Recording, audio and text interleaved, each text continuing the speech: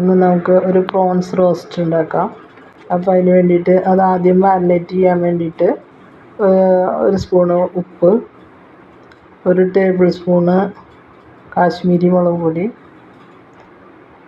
അര സ്പൂണ് മഞ്ഞൾപ്പൊടി, ഒരു ചെറുനാരങ്ങയുടെ നീര്, ഇതൊക്കെ ചേർത്ത് നമുക്ക് നന്നായി മാരിനേറ്റ് ചെയ്തിട്ട് അരമണിക്കൂർ റെസ്റ്റ് ചെയ്യാൻ വയ്ക്കാം. അപ്പോൾ 1.5 കിലോനാണ് ഞാൻ വാങ്ങിയത്. ഒരു 3/4 കിലോയോളമുണ്ട്.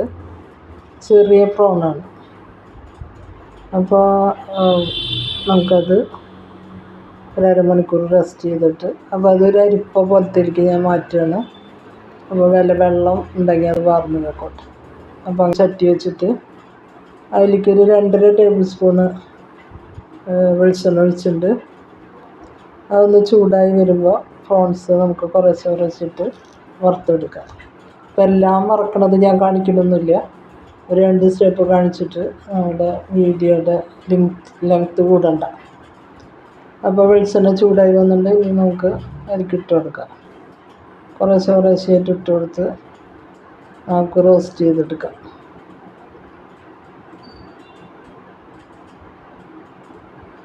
വറുത്തെടുക്കാം. പെട്ടെന്നായി വന്നോളും. ഒരു 3-4 മിനിറ്റാണ് ഒരു സൈഡ് വേണ്ടു. അങ്ങനെ മറിച്ചിട്ട് കഴിഞ്ഞിട്ടൊരു 4 മിനിറ്റ് കൂടി വെച്ച് കഴിഞ്ഞാൽ പ്രോൺസിൻ്റെ വേവ് റെഡിയാണ്. അത്രേ വേണ്ടു. ലോ ടു മീഡിയം ഫ്ലെയിമിൽ വെച്ചിട്ട് നമ്മൾ ചെയ്താൽ മതി.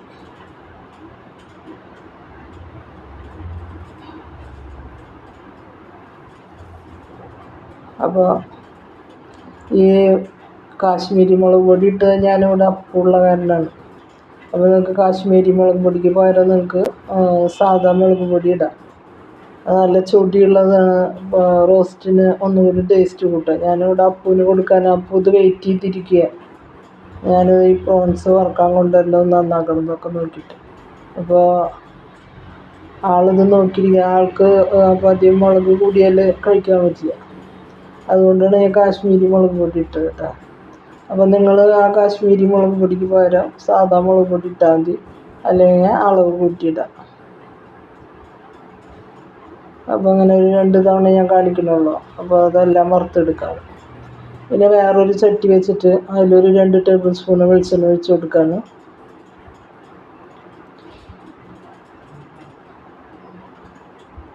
അതിലേക്ക് ഞാൻ ചൂടായി വന്നപ്പോൾ കടുക് ഇട്ട് കൊടുത്തു.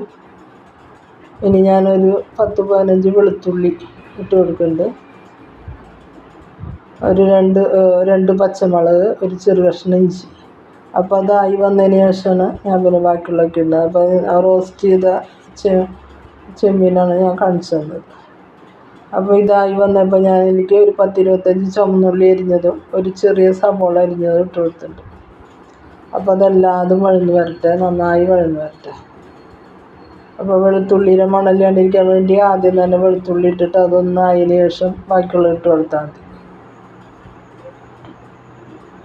അപ്പോൾ ഇതൊന്നായി വരാൻ വേണ്ടിയിട്ട് നമ്മൾ മാരിനേറ്റ് ചെയ്തപ്പോൾ ഒരു ചെറിയ സ്പൂണാണ് ഉപ്പിട്ടത്. അപ്പോൾ അതിൻ്റെ കണക്ക് നോക്കിയിട്ട് ഇതിലിപ്പോൾ ഒരു ചെറിയ സ്പൂൺ തന്നെ ഉപ്പ് ഞാൻ ചേർത്തിട്ടുണ്ട്. അപ്പോൾ നിങ്ങളുടെ ക്വാണ്ടിറ്റിക്ക് അനുസരിച്ച് നിങ്ങൾ ഉപ്പ് ചേർക്കുകയൊക്കെ ചെയ്യാം. ഇപ്പോൾ വേപ്പില ഇട്ട് കൊടുത്തിട്ടുണ്ട്. അതൊന്നായി വരുമ്പോൾ ഒരു 3-4 വറ്റൽമുളക് പൊട്ടിച്ചിട്ട് കൊടുക്കുന്നുണ്ട്.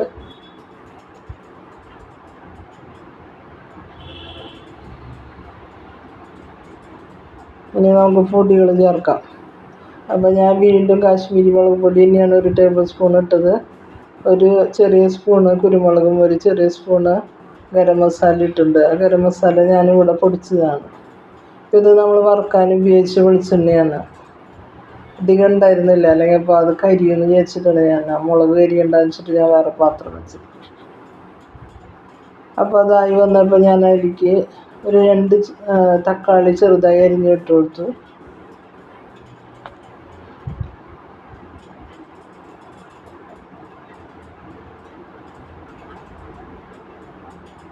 അതൊന്ന് വേഗമായി വരാൻ വേണ്ടി ഞാനൊന്ന് മൂടിയിട്ട് വേവിക്കാം.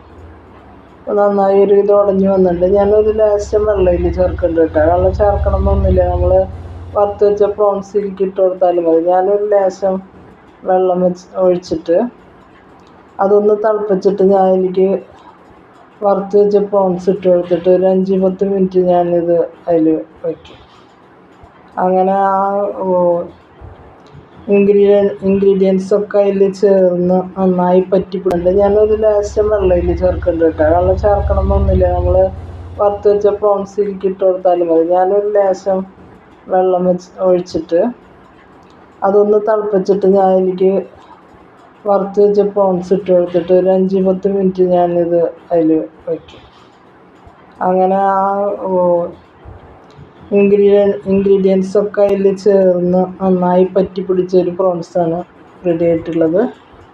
അപ്പോൾ നിങ്ങൾക്ക് ഇഷ്ടപ്പെട്ടാൽ ലൈക്ക് ചെയ്യുക, ഷെയർ ചെയ്യുക, സബ്സ്ക്രൈബ് ചെയ്യുക. ഇനി വേറൊരു വീഡിയോ ആയിട്ട് നമുക്ക് കാണാം. Thank you. ഇടയ്ക്കൊക്കെ ഇങ്ങനെ ഉണ്ടാക്കി നോക്കുക. കണ്ടോ, അത് ആ പ്രോൺസുമ്മ പറ്റി പിടിച്ചിരിക്കുകയാണ്. അതിൻ്റെ ചാറൊന്നും വേറെയില്ല. ഞാനിപ്പോൾ ഒരു തുള്ളി വെള്ളം ഒഴിച്ചെന്ന് വിചാരിച്ചിട്ട് അതൊക്കെ പറ്റിച്ചെടുത്തിട്ടുണ്ട്. അപ്പോൾ ശരി, ഓക്കെ, സീ യു.